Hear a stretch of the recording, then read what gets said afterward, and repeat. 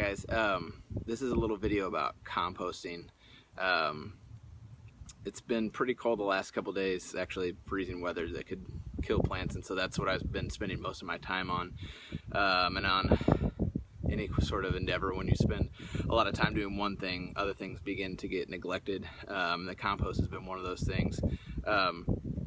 We are fortunate enough to have our neighbors that have donkeys and horses, and they allow us to go gather their manure, and so we have a healthy amount of manure in there, grass clippings, leaves, and then our like daily refuse, just vegetables and fruits and things that we mix in, eggshells, all that kind of stuff.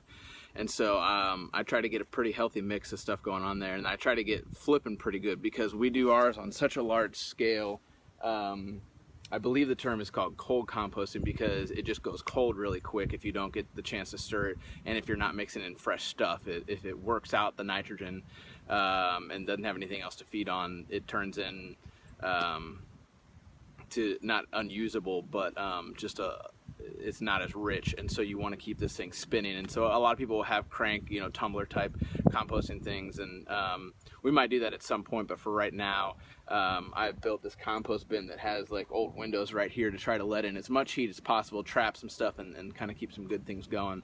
But like I said, because it's been somewhat neglected at this point, it's gone cold again, and so the temperature inside here, hopefully you can see that, is 51.8. So it's really pretty much just at air temperature right now.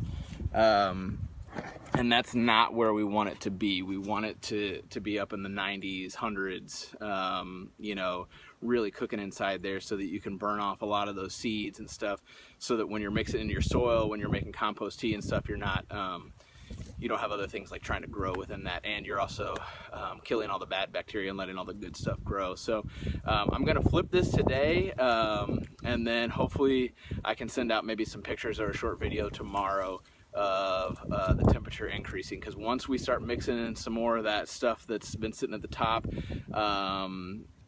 in with the drier stuff, and mix the dry and wet all together, it activates like that and starts to really heat up inside of there. Some people actually use that combustible activity inside their greenhouses to help heat that. That'd be neat at some point. I'd really like to be able to try that, but this is our first year, and so we haven't really gotten quite that far on that. So hopefully you find this interesting, and if you do, you can like us and follow us on YouTube.